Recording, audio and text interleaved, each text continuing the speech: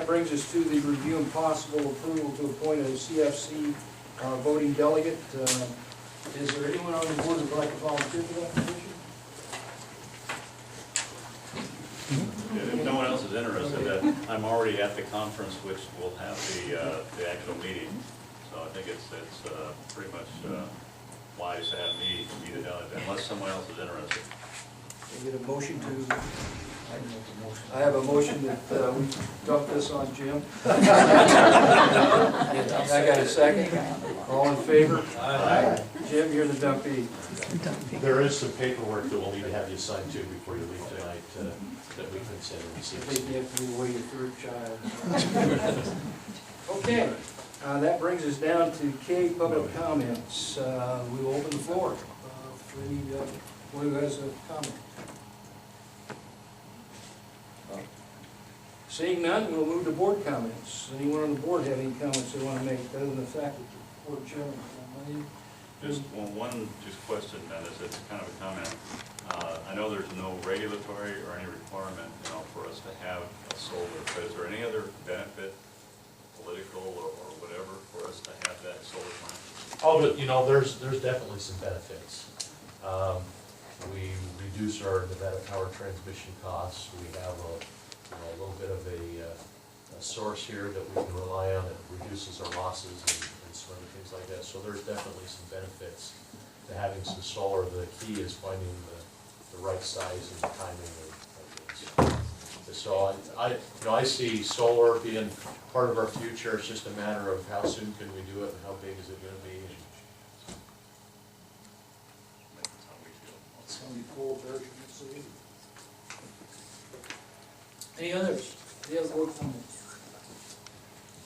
Seeing none, we'll move on to approval of the next board meeting on October 16, 2013 at the Overton office. Do you have a motion for that? Do you have a motion for a second? Would you like a second? A second? All in Yeah, I favor? can report on that. The attorney. Okay, Nevada Energy. we'll go back. Okay. Our attorney is here. We'll move up back to the attorney's report. Mr. Chairman, I apologize for being tardy. I arrived in Overton right on time. So, notwithstanding the reminder from the office, I was on the phone and it's just habit to pull off right there, and I pulled into the parking lot and hung up the phone and said, "Oh darn," and drove real fast. Just as a matter of report, as you're aware, Nevada Energy and Sierra Pacific are still pursuing their merger and single rate transmission system. They've been before the Federal Energy Regulatory Commission. They have made a decision which is already being basically appealed. What they did decide at that initial hearing was that they would approve the one rate transmission system as long as first, as a condition precedent, the merger takes place. NV Energy doesn't like that. They wanted to be able to get that one rate system going immediately. As you know, their transmission is priced differently in different zones all over the state. They're trying to unify that price as a one rate throughout the entire system.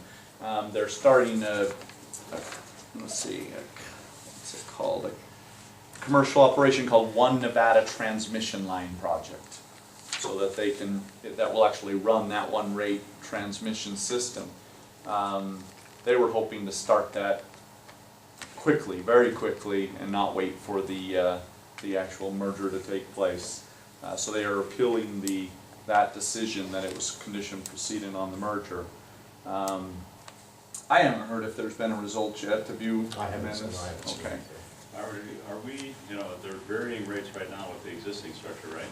That's correct. They're in different sections of Nevada. Yes. Are we in an expensive area, going from Meade to here, or a cheap area? Mendes could respond a lot better than I can on that one. We're actually in a cheaper area, and it's because of the agreement that we have with Nevada Power that's been grandfathered in. So we don't pay existing transmission rate. We're actually a little bit below that. And when this thing does get approved and mandated that we follow it, will the rates go up for the one rate? It's been the history of the FERC decisions that they encourage or force the utility to get rid of all their grandfathered contracts.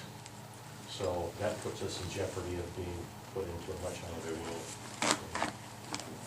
Hence, we're watching this. It will have a financial effect on the district. And so, for the appeal to take place and all this to get to the point where they say, okay, it's in effect, what kind of timing is that? Years or months or?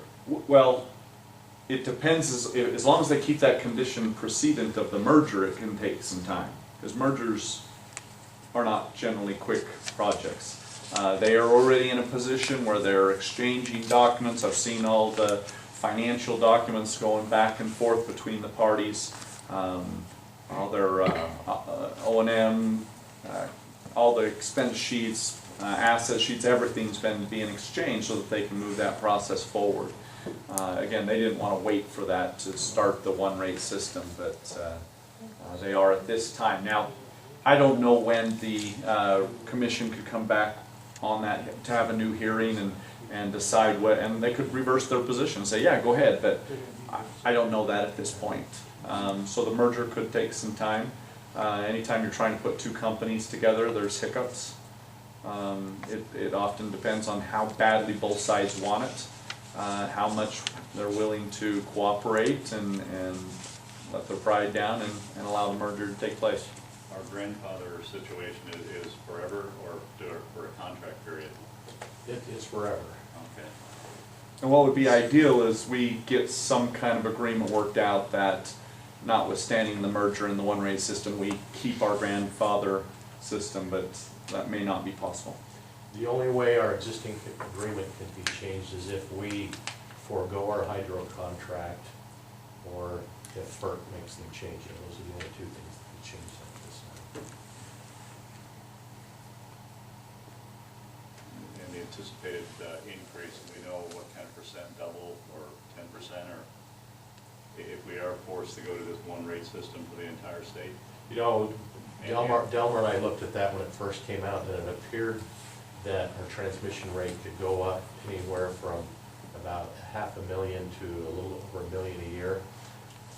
But I think they've backed off some of those numbers a little bit so far, trying to resolve some of these issues, but we're still a long ways from knowing. Yeah, but a substantial increase, Yeah. Probably 50 to 100%.